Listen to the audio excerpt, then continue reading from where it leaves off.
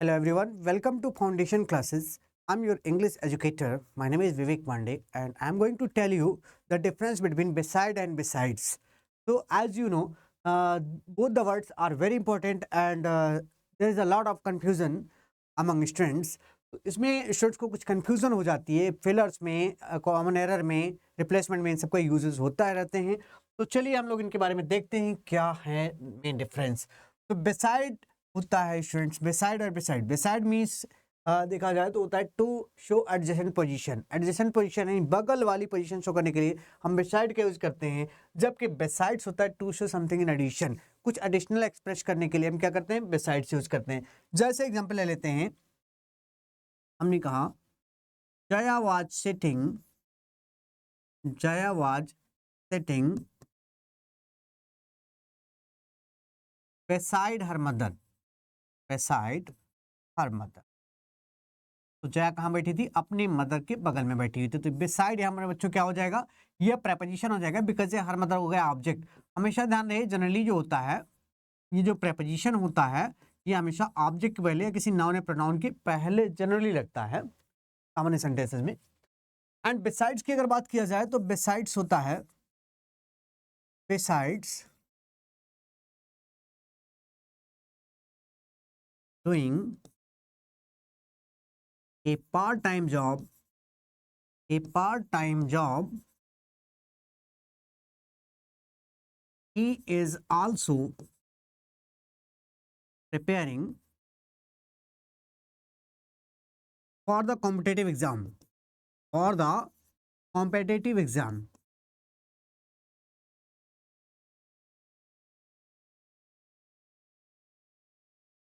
competitive exam।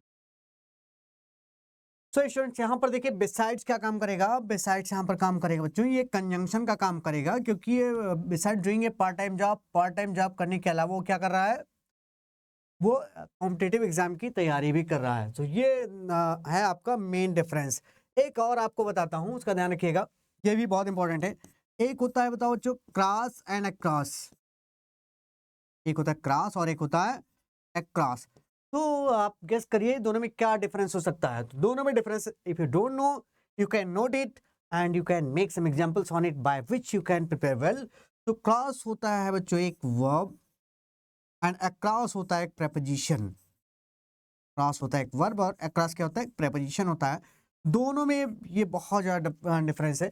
जब भी आपको फिलर या पैराग्राफ फिलर में वर्ड्स आएंगे तो दोनों वर्ड्स ऑप्शन में होंगे, जैसे क्रॉस भी होगा और एक क्रॉस भी होगा, वहाँ पर कंफ्यूजन आती है। कभी कभार सेंटेंसेस में क्या होता है, सेंटेंस करेक्शन में जहाँ क्रॉसिंग यूज करना चाहिए क्रॉस यूज करनी, वहाँ क्रॉस कर देते हैं, जहाँ क्रॉस करनी चाहिए वहाँ क्रॉस करना चाहिए, कर देते हैं। सो आपको इससे बचना चाहिए, ऐसे गलतियों से, और अगर इसका प्रैक्टिस कर लेते हैं तो गलतियाँ होने के चांसेस ना के बराबर रह जाएंगे। तो let us see the meaning. Cross means होता है कुछ चीज क्रॉस करना, पार करना, और क्रॉस मीन्स होता है क्या, उस पार, by the side of. Cross means होता है बाय द साइड ऑफ, यानी किसी चीज के बगल में। ये भी होता है क्रॉस, उस पार होता है किसी के बगल में। और क्रॉस होता है to cross something, to cross something, to cross यानी पार करना। इन हिंदी यू कैन से पार करना, चीज को पार करना। और ये होता है बच्चों preposition across, means in you can say उस पार। तो I hope you have understood the difference। आप समझ चुके हैं क्रॉस एक क्या है, फिर से बता दो, एक क्रॉस एक वर्ब है और क्रॉस क्या है, एक preposition है। तो दोनों में डिफरेंस है और इसी आधार पर आप यूज करेंगे। जैसे वे लोग रिवर को क्रॉस कर रहे थे, तो they were crossing the river, they were crossing the river. वो लोग क्या कर रहे थे, रिवर को क्रॉस कर रहे थे। तो यहाँ पर जो क्रॉसिंग लिखा होता तो आप क्या करते, क्रॉसिंग कर देते, बिकॉज ये एक्शन है, यहाँ पर हेल्पिंग वर्ब के बाद में आ रहा है तो क्रॉसिंग ही होगा। और उसका घर रिवर के उस पार था इसलिए वो क्रॉस कर रहा था। तो ऐसे लिख दो, his house was across the river, across the river, उसका जो घर था रिवर के उस पार में था। तो यहाँ पर अक्रॉस क्या काम करेगा स्टूडेंट्स, यहाँ पर काम करेगा प्रेपोजिशन का, और यहाँ पर एक क्रॉस या क्रॉसिंग क्या काम करेगा, वर्ब का। I hope you have understood well. आप अच्छे समझ गए होंगे, नोट कर लीजिए इसको और ऐसे भी एग्जाम्पल बनाते रहिए जिससे आप आसानी से सारी बातों को समझ सकें। तो इसकी प्रैक्टिस करिए, मिलते हैं नेक्स्ट वीडियो में। Thank you so much, keep learning.